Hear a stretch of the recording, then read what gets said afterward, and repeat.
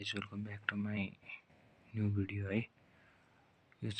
यो भिडियोको क्रेडिट चाहिँ हाम्रो साउट आउट चाहिँ लोकेन्द्रलाई जान्छ हैन। साउट आउट चाहिँ र हामी यो भिडियो स्टार्ट गरौँ। यो चाहिँ पुरा कमान्डो क्लास टाइपको भिडियो छ हैन, किनकि एक्जाम पनि आउन लागिसकेको छ। पुरा एक्जामलाई ओरिएन्टेड पारेर फास्ट ट्र्याकमा हामी जान्छौँ, रिभिजन ट्र्याकमा, जसमा चाहिँ हामीले यहाँ इन्डाइरेक्ट मेथड गर्न लागेका छौँ। यो चाहिँ एक्जाममा पनि फास्ट गर्न सकिने हिसाब हो कि 8 मार्क्सको हिसाबमध्ये हैन, जसलाई चाहिँ हामीले त्यही 7 मिनटमा हामीले कम्प्लिट गर्न सक्छौँ मजाले बुझिसक्यौँ भने। ल हामी अब स्टार्ट गरौँ है, केही नि अप्ठ्यारो छैन। अब मैले हिसाब गरेर टक्क तपाईँलाई बुझाइदिन्छु मात्र है।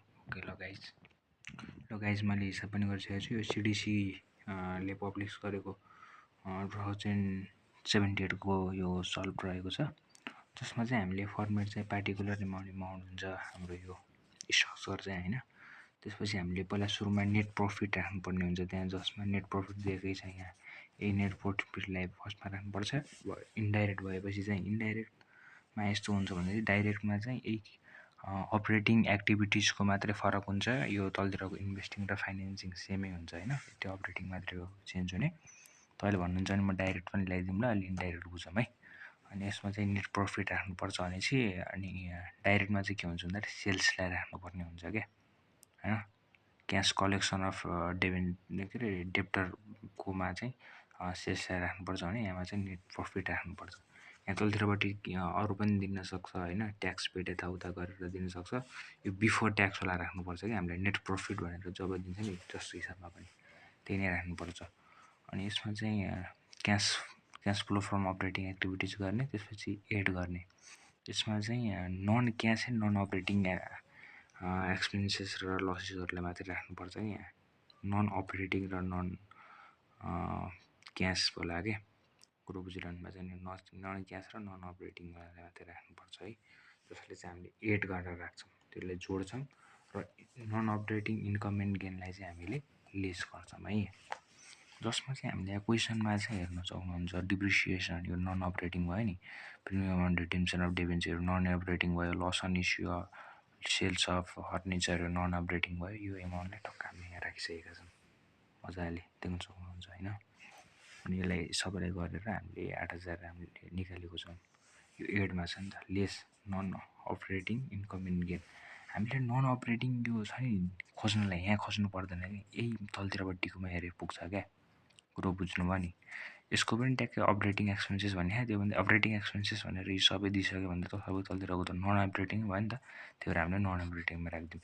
यहाँ non operating income and gain भनेर केही पनि दिएको छैन, यहाँ इन्कम भनेर यहाँ तलतिर दिन्छ है, दियो भने यसमा त दिएको छैन, त्यही भएर हामीले यसलाई है 0 भनेर राखिदिउँ। त्यसपछि हामीले यसलाई र यसलाई अब यो नन अपरेटिङ यो एउटा दुईवटा यो तिनवटा हैन, तिनवटालाई चाहिँ हामीले यहाँ जोड्ने घटाउने के गर्ने हो गरेपछि हामीले चाहिँ फन्ड फ्रम अपरेसन भनेर राख्छौँ हैन। फन्ड फ्रम अपरेसन भनेर राख्यौँ भने चाहिँ के हुन्छ भन्दाखेरि अब त्यसपछि चाहिँ हामीले इन्क्रिज र डिक्रिज छुट्याउनुपर्छ क्या। यो चाहिँ फर्स्ट इयर भयो, यो चाहिँ सेकेन्ड इयर भयो हैन। फर्स्ट इयर सेकेन्ड इयर अथवा लास्ट इयर हैन, जसमा चाहिँ यो लाइबिलिटी साइडको त सुल्टो रिलेसन छ र एसेट साइडतिर उल्टो रिलेसन छ क्या, कुरो बुझ्नुभयो नि। जसमा चाहिँ फर्स्ट इयरमा चाहिँ यहाँ त्यो एमाउन्ट के एमाउन्ट छ नि, फर्स्ट इयरको एमाउन्ट भन्दा सेकेन्ड इयरको एमाउन्ट इन्क्रिज हुन्छ नि त। फर्स्ट इयरलाई चाहिँ डिक्रिज भन्छ, यसलाई चाहिँ इन्क्रिज भन्छ क्या हैन। जसमा चाहिँ यो फर्स्ट इयरको एमाउन्ट भन्दा सेकेन्ड इयरमा चाहिँ एमाउन्ट इन्क्रिज भयो भने लाइबिलिटी साइडमा प्लस हुन्छ, र अनि सेकेन्ड इयर भन्दा चाहिँ फर्स्ट इयरमा इन्क्रिज भयो अथवा यो डिक्रिज भनौँ न, डिक्रिज भयो भने त लेस हुन्छ, र यसमा इन्क्रिज सेकेन्डमा त इन्क्रिज हुन्छ नि त, इन्क्रिज भयो भने यसमा चाहिँ प्लस हुन्छ भनेपछि ट्याक्कै उल्टो रिलेसन। यसमा चाहिँ डिक्रिज भयो भने चाहिँ प्लस, यता फर्स्ट इयरको एमाउन्ट बढी छ भने चाहिँ प्लस हुन्छ, र हामीले सेकेन्ड इयरको एमाउन्ट बढी छ भने चाहिँ लेस हुन्छ। जस्तै इन्क्रिज भयो भने चाहिँ लेस र डिक्रिज भयो भने चाहिँ प्लस हुन्छ भने चाहिँ यसमा चाहिँ इन्क्रिज भयो भने प्लसै हुन्छ र डिक्रिज भयो भने लेसै हुन्छ है। यसमा उल्टो छ लाइबिलिटी साइडमा, यसमा उल्टो छ ट्याक्क, कुरो बुझिरहनु भएको छ नि। अब है जसमा चाहिँ हामीले यहाँ लेख्ने भनेको चाहिँ यहाँ हामीले करेन्ट एसेस मात्रै लेख्छौँ है, करेन्ट एसेस करेन्ट एसेसहरू मात्र लेख्छौँ हामीले। यसमा करेन्ट एसेसहरू हेर्नु त खोज्नु त कुन छ, एकाउन्ट पेबल करेन्ट भयो होइन।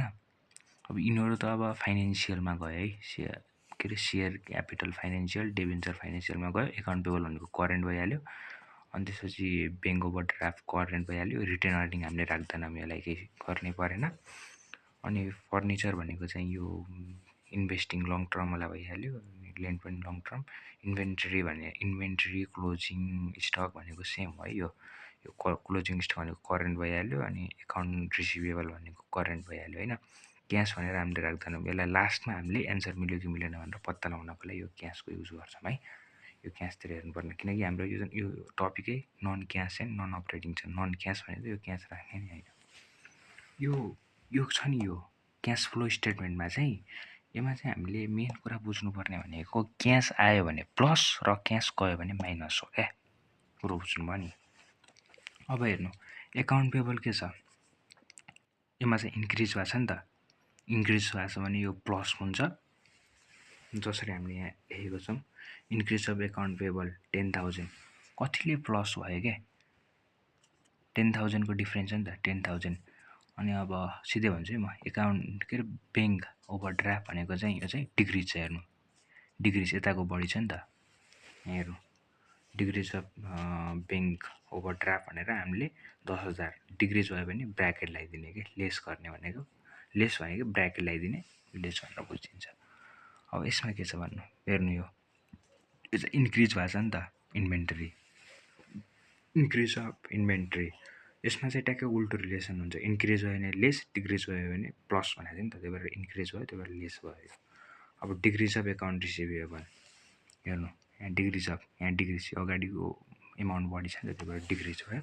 डिक्रिज कतिले भएछ भन्दाखेरिमा चाहिँ 10,000ले भएछ, यो प्लस भयो। त्यही भएर यो सबलाई एडजस्ट गर्दाखेरि माइनस 10,000 आयो एन्सर होइन। यो चाहिँ 60 हो है, यो चाहिँ 60,000 है, यो प्लस गर्दाखेरि 60,000 आएको।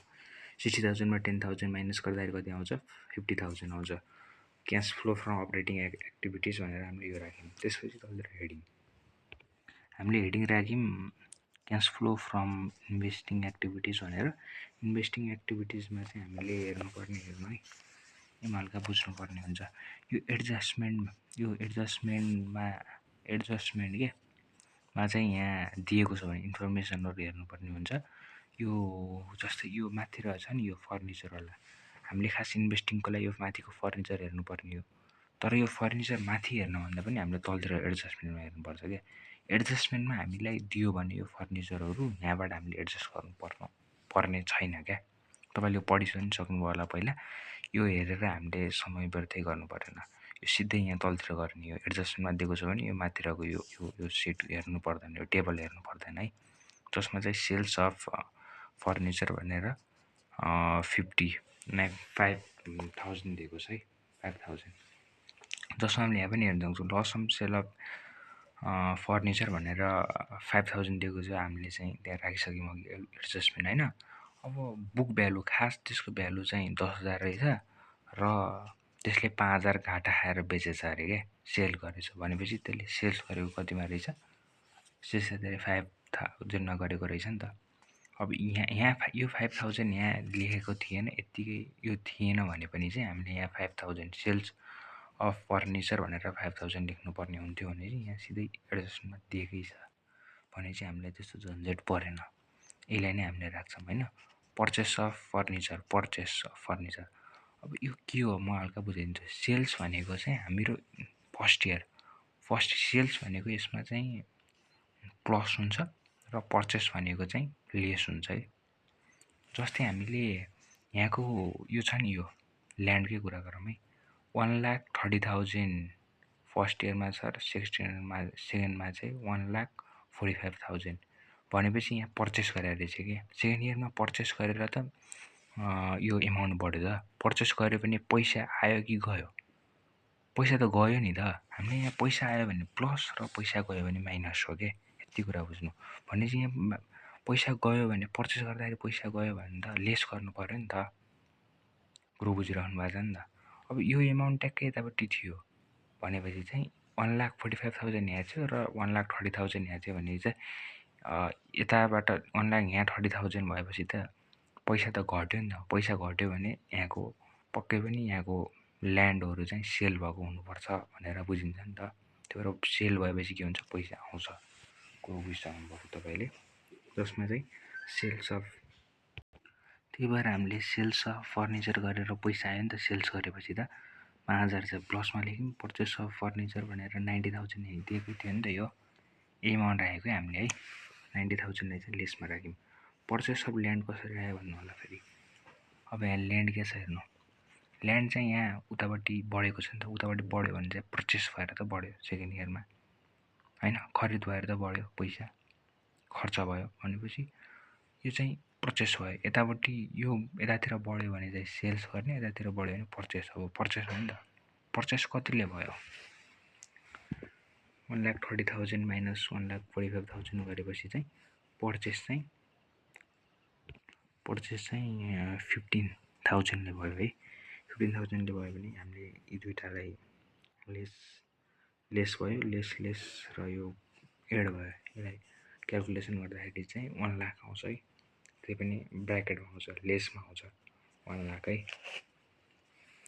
अब यति गरेपछि हामीले के लेख्नुपर्छ भने चाहिँ cash flow from financing activities. Financing activity मैले अघि पनि भनिसकेँ तपाईँलाई।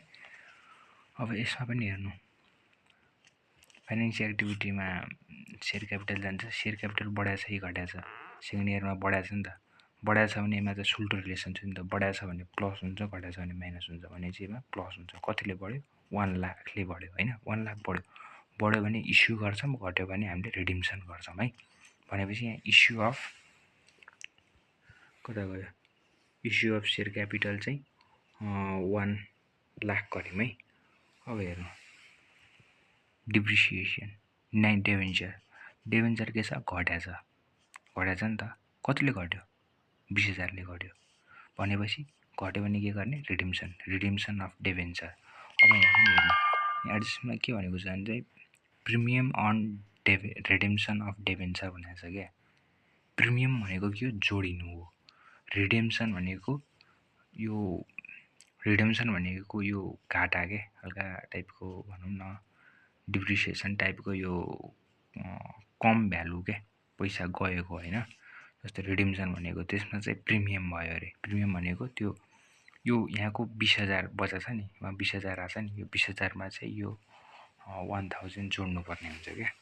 कुरो बुझ्नुभयो नि।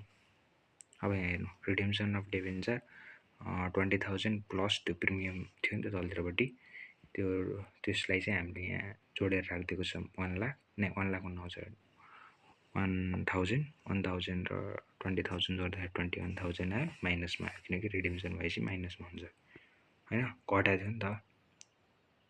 अनि त्यसपछि डिभिडेन्ड पेड कसरी आयो भन्नुहुन्छ भनेपछि यहाँ भनेकै छ डिभिडेन्ड पेड भनेर 40,000 भएको छ। डिभिडेन्ड पेड भनेको चाहिँ, पेड भनेपछि के, खर्च भयो नि त, क्यास गयो भनेपछि ब्राकेटमा 14,000 आयो होइन। यसलाई सब यहाँ प्लस माइनस गर्दाखेरि 45,000 आउँछ।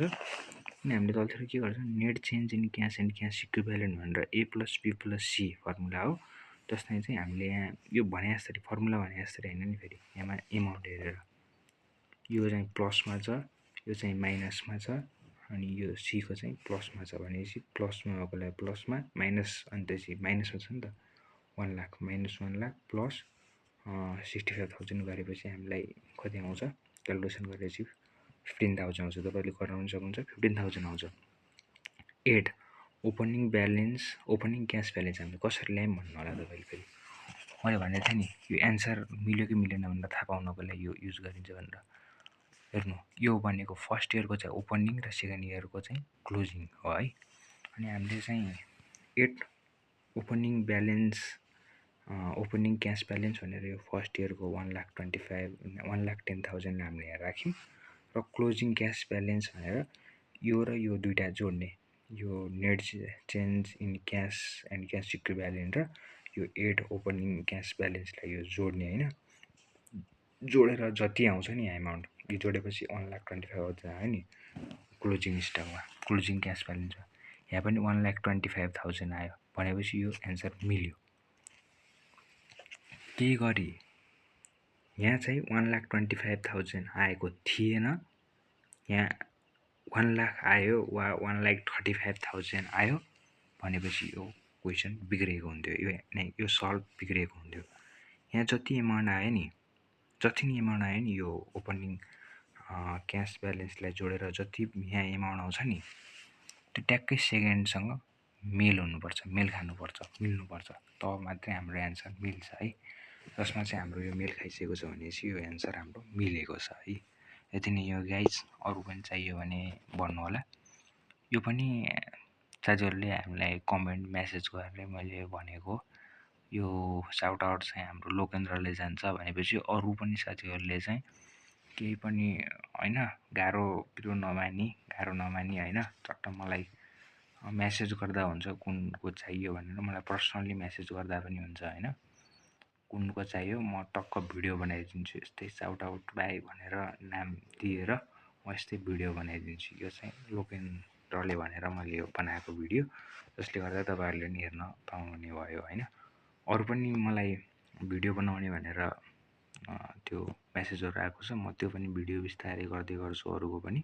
र तपाईँहरूलाई पनि कुनै च्याप्टरको चाहिएको छ भने मलाई मेसेज गर्न सक्नुहुन्छ। र अझै तपाईँले चाहिँ मैले त भनेको हो कि क्वेसन पनि पठाइदिनु, त्यो च्याप्टर पनि भन्नु कुन आएको छैन र त्यसको क्वेसन पनि पठाइदिनु, म त्यही नै क्वेसन सल्भ गरेर तपाईँलाई यस्तै भिडियो मार्फत म तपाईँलाई बनाइदिन्छु, भिडियो मार्फत तपाईँसँग पुगाइदिन्छु, सेयर पनि गरिदिन्छु तपाईँको मेसेन्जरमा। ल गाइस, ओके, आजको लागि यति नै हो। Okay guys, bye, see you tomorrow.